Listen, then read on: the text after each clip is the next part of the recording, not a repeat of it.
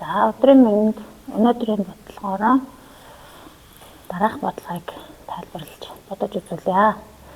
За бодлого маань эхлээд 10 м торог 5 м давуу нийлээд 65 мянган төгрөгийн үнэтэй.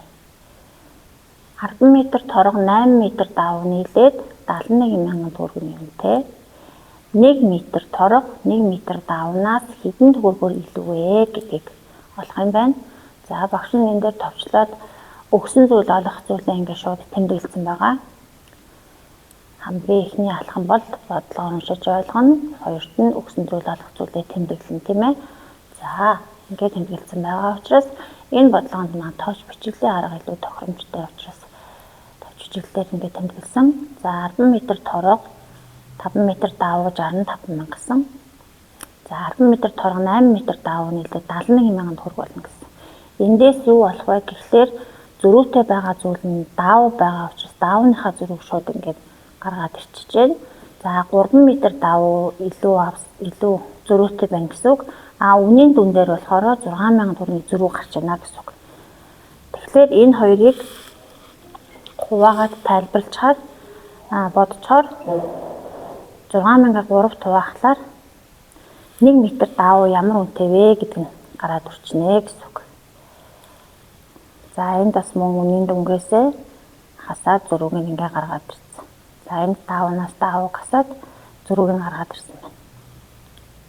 За эндээс 1 м давууны үнэг болоход 3 м давууг бид нэр 6 мянган төгрөгөөр аваад байгаа тийм үү. Тэгвэл 1 м давуу хэдэн төгрөгийн үнэтэй вэ гэдгийг олох гээд байгаа гэсэн үг. За энэ дээр пропорцийн аргыг ашиглаад бодсон байна. За бодлолт нь 1 м давууга 6 мянгаар үржүүлчихнэ. Тэгээ 3 м-тэй хуваагаад өглөөр эндээс ижил нэршлүүд нь хураагдана гэсэн үг. Тийм учраас эндээс төгрөг буюу 1 м давууны үн 2000 төгрөгөө гэдэг ингээ гараад ирчихнэ гэсэн үг. За давууныхаа үнийг олцсон учраас хамгийн анхны бичлэлт буюу 10 м торог 5 м давуу 65 мянган төгрөгийн үнэтэй гэсэн энэ хэсэгтээ давууныхаа үнийг оруулаад өгнө.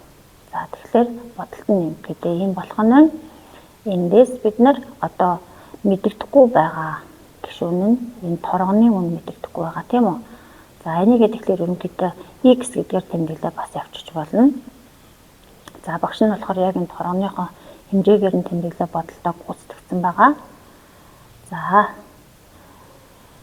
65 мянгаас 10 мянгаыг хасаад өгнө. Тэгэхээр эндээс зөвхөн торгоны үн үлдэж байна гэсэн үг. Тэгэхээр 10 м торгон нь 55 мянган төгрөгтэй тэнцүү юм бол эндээс 1 м торгоны үн нь 55 мянгаыг 10-даа хуваахаар 5500 буюу 1 м торгоныхоо үнийг энд олчиж байгаа гэсэн үг. За дараагийн бодлогон дээр бичлэгтэн дээр бас баталгаажуулаад ингээ бодсон байгаа. Энд болохоор 10 м-ийг үржих нь 5500 буюу торгоны үн орж ирж байна.